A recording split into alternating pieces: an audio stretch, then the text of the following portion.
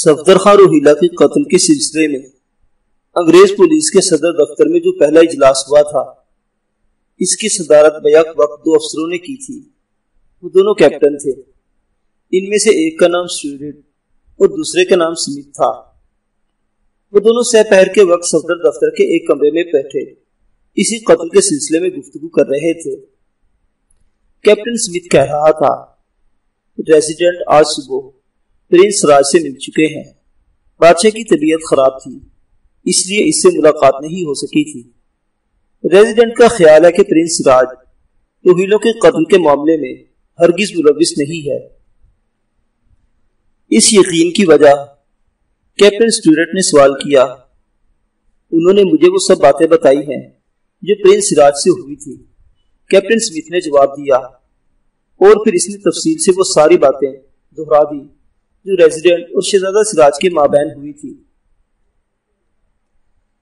سب کو سننے کے بعد کیپٹن سٹیورٹ نے کہا، ان باتوں سے یہ نتیجہ کیسے اخذ کر لیا گیا کہ پرنس راج اس معاملے میں ملوث نہیں؟ تم ابھی 2 مہینے پہلے ہی انگلینڈ سے آئے ہو، لیکن میں یہاں بہت عرصے سے ہوں اور ریزیڈنٹ کو بہت اچھی طرح جانتا ہوں۔ وہ بلا کے چہرہ شناس ہیں، اسی بنا پر انہیں یقین ہے کہ پرنس راج اس معاملے میں ہرگز ملوث نہیں۔ اس نے بہت سچائی سے باتیں کی تھی، اس کے لہجے میں جھوٹ کا شائبہ بھی نہیں تھا۔ وہ اس خیال سے جھنجلا رہا تھا کہ ہم اس سلسلے میں شاہی خاندان پر شبہ کر رہے ہیں، لیکن وہ بڑے سلیقے سے اپنی جھنجلاہٹ چھپا گیا تھا۔ ریزیڈنٹ صاحب کا دعویٰ ہے کہ اگر ان کی جگہ کوئی اور ہوتا تو پرنس راج کی جھنجلاہٹ کو قطعی محسوس نہیں کرتا۔ کیپٹن سٹیورٹ نے سوچتے ہوئے کہا، چلو مان لیا کہ پرنس راج اس معاملے میں ملوث نہیں، لیکن اکبر شاہ تو ہو سکتا ہے۔ تیسرے پہر کو پرنس راج نے پیغام بھجوایا تھا کہ اکبر شاہ بھی اس سارے معاملے سے بے خبر ہے۔ کیا اکبر شاہ اپنے بیٹے سے جھوٹ نہیں بول سکتا؟ ابھی بتا چکا ہوں میں تمہیں، پرنس راج نے ریزیڈنٹ سے کہا تھا کہ اس کا باپ اسے اتنے اہم معاملات سے بے خبر نہیں رکھتا۔ یہ اس کی خوش فہمی بھی ہو سکتی ہے۔ کیپٹن سمتھ نے ایک طویل سانس لی، گویا تم اس شبے سے دستبردار ہونے کے لیے تیار نہیں کہ اکبر شاہ اس معاملے میں ملوث ہو سکتا ہے۔ اکبر شاہ کے علاوہ خاندان کا کوئی اور فرد بھی ہو سکتا ہے، کیپٹن سٹیورٹ نے کہا، اور مجھے خاصی حد تک شبہ ہے کہ یہ کام غالباً فیضان علی سے لیا جا رہا ہو۔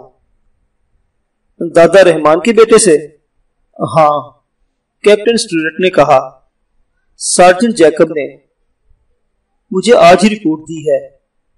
اس نے دادا رحمان سے بہت صاف صاف سوال کیا تھا کہ اس نے لاش دیکھ کر صفدر خان روہیلا کو کیسے پہچان لیا تھا۔ دادا رحمان نے اس کا بہت تفصیلی جواب دیا جو خاصا قابل غور ہے۔ قابل غور؟ ہاں، کیپٹن سٹیورٹ نے جواب دیا۔ دادا رحمان نے بتایا تھا کہ آج بھی دہلی میں روہیلوں کی اچھی خاصی تعداد موجود ہے، لیکن مقامی لوگوں کی وجہ سے انہوں نے یہ بات راز میں رکھی ہے کہ وہ روہیلے ہیں۔ اس نے یہ بھی بتایا کہ صفدر خان کے علاوہ جو روہیلے قتل کیے جا چکے ہیں وہ انہیں بھی جانتا تھا۔ وہ سب غلام قادر کے ان ساتھیوں میں سے تھے جنہوں نے دہلی پر حملہ کیا تھا۔ کیپٹن سمتھ نے چونک کر کہا، یعنی جب غلام قادر نے شاہ عالم کی دونوں آنکھیں نکال لی تھی، دادا رحمان انہیں کیسے جانتا تھا؟ اپنے بیان کے مطابق وہ اس زمانے میں بحیثیت دربان شاہی محل میں ملازم تھا۔ اس نے حملہ آوروں کو دیکھا تھا اور ان میں سے بہت سو کی شکلیں اسے یاد رہی تھی۔ دادا رحمان کے اب 2 ہی شوق رہ گئے ہیں۔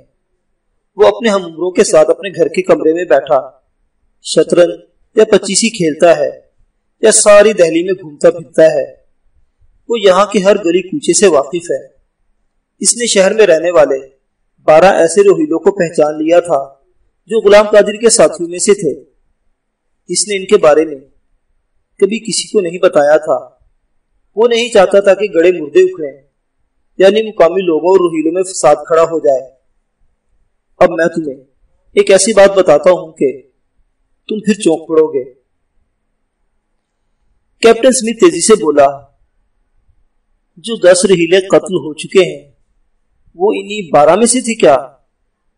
کیپٹن سٹوارٹ مسکرایا، تم ٹھیک سمجھے، میں تمہیں یہی بتا کر چکانا چاہتا تھا۔ گویا غلام قادر کے ان ساتھیوں میں سے 2 ابھی زندہ ہیں۔ ہاں، تو پھر ان روہیلوں کا قاتل بھی ان دونوں کو قتل کر سکتا ہے۔ دونوں کو تو نہیں، لیکن ایک کو ضرور قتل کر سکتا ہے۔ وجہ یہ ہے کہ ان دونوں میں سے ایک 3-4 ماہ پہلے دہلی چھوڑ کر جا چکا ہے۔ سارجنٹ جیکب نے دادا رحمان سے بات کرنے کے بعد ان دونوں روہیلوں کے بارے میں بھی چھان بین کی تھی، تو اس کا اسے علم ہوا، لیکن یہ نہیں معلوم ہو سکا کہ وہ روہیلا دہلی کیوں چھوڑ گیا۔ بس قیاس یہی کیا جا سکتا ہے کہ شاید وہ اپنے ساتھیوں کے پے در پہ قتل ہی سے ڈر کر دہلی سے بھاگا ہو۔ اب دہلی میں ان میں سے صرف ایک ہی ہے، یہاں اسے لوگ افضال میاں کے نام سے جانتے ہیں، لیکن میرا خیال ہے کہ جب وہ روہیلا ہے تو اس کا نام افضال خاں ہوگا۔ وہ اپنے نام سے خاں کا لفظ اس لیے خارج کر سکتا ہے کہ لوگوں پر اس کے روہیلا ہونے کا شبہ نہ ہو۔ یہ تو دل کے چور کی بات ہوگی، ورنہ یہاں ریاست رامپور اور مراد آباد کے لوگ بھی آباد ہیں جن کے ناموں کے ساتھ خاں لگا ہوا ہے۔ تم ٹھیک کہہ رہے ہو، یہ دل کے چوری کی ہی بات ہو سکتی ہے۔ پھر تو خفیہ طور پر اس کی حفاظت کی جانی چاہیے۔ اگر اسے بھی قتل کرنے کی کوشش کی گئی تو قاتل ہمارے ہاتھ لگ سکتا ہے۔ سارجنٹ جیکب سے یہ رپورٹ ملنے کے بعد ہی میں اس کا بندوبست کر چکا ہوں۔ اس کے علاوہ دادا رحمان کے پوتے فیضان علی پر بھی خفیہ طور سے نظر رکھی جا رہی ہے۔ پوتے؟ کیپٹن سمتھ نے حیرت سے کہا، ہاں، پہلے ہمیں غلط معلوم ہوا تھا کہ فیضان علی اس کا بیٹا ہے۔ تو فیضان علی کے ماں باپ وہ مر چکے ہیں، مگر دادا رحمان کی بیوی زندہ ہے۔ وہ گھر میں اپنے پوتے پوتی کے ساتھ رہتے ہیں۔ یعنی فیضان کی بہن؟ ہاں، اس کی ایک بہن کا نام گوہر جہاں ہے۔ بہت خوب، کیپٹن سمتھ مسکرایا۔ اس لڑکی کا نام بھی معلوم کر لیا سارجنٹ جیکب نے؟ جیکب بہت ذہین ہے، مجھے یہاں آئے زیادہ دن نہیں ہوئے، لیکن میں نے اس کے بارے میں اندازہ لگا لیا تھا، اسی لیے میں نے اسی کو ہدایت کی تھی کہ وہ رحمان دادا سے ملے۔ وہ رحمان دادا کے نام سے اس لیے مشہور ہوا ہے کہ فیضان علی اور گوہر جہاں اسے رحمان دادا کہتے ہیں۔ کیپٹن سمتھ مسکرایا، میں فطرتاً حاسد نہیں ہوں، ورنہ مجھے یہ بات گراں گزرتی کہ تم کچھ ہی عرصہ پہلے یہاں آئے ہو، لیکن اس سارے معاملے کی تحقیقات کا ذمہ دار تمہیں ہی بنایا گیا ہے۔ مجھے صرف معاونت کرنا ہے تم سے۔ حقیقت یہی تھی کہ کیپٹن سٹوارٹ عمر میں بھی کیپٹن سمتھ سے چند سال بڑا تھا، اور اس قسم کے معاملات میں اس کا تجربہ بھی بہت تھا۔ کیپٹن سمتھ سنجیدہ ہو کر بولا، کیا رحمان دادا نے اپنے پوتوں کو ان روہیلوں کے بارے میں بتایا تھا؟ سارجنٹ جیکب نے ذہانت سے کام لیتے ہوئے یہ سوال براہ راست نہیں کیا تھا، گھما پھرا کر یہ بات معلوم کی تھی کہ دادا رحمان نے اپنے گھر میں بھی اس کا ذکر نہیں کیا تھا۔ رحمان دادا اس معاملے میں جھوٹ بھی بول سکتا ہے۔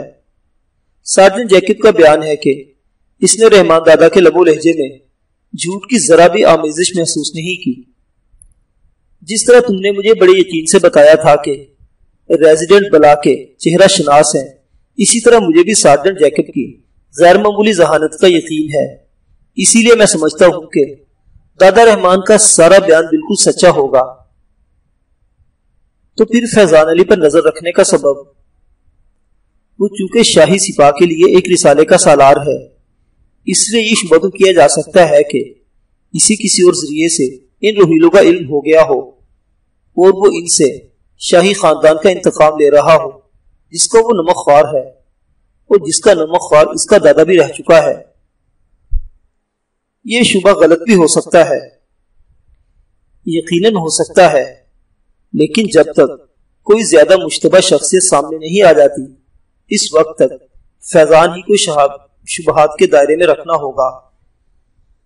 کام شروع تو کرنا ہوگا نہ کہیں سے۔ اس کے علاوہ افضال میاں یا افضال خان کی خفیہ حفاظت سے بھی ہم کامیابی سے ہمکنار ہو سکتے ہیں۔ رحمان دادا کے مالی حالات کیسے ہیں؟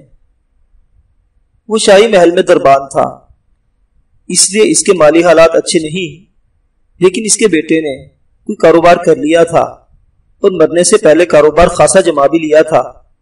اس کی موت کے بعد وہ کاروبار دادا کے رشتے کی کسی بھائی نے سنبھال لیا، جو دادا رحمان کے مطابق بہت ایماندار شخص ہے۔ اسی کاروبار کی وجہ سے ان لوگوں کی زندگی آسودہ حالی سے گزر رہی ہے۔ فیضان علی صرف شوق میں سپاہی بنا ہے، وہ اب ایک دستے کا سالار ضرور بن گیا ہے، لیکن اس کی وجہ سے ان کا گھر اتنا آسودہ نہیں ہو سکتا۔ شاہی خاندان کو ہمارے سرکار انگلیشیا سے بہت مناسب وظیفہ ملتا ہے، اس لیے یہ تو میں جانتا ہوں، کیپٹن سمتھ نے کیپٹن اسٹوارٹ کی بات کاٹتے ہوئے کہا۔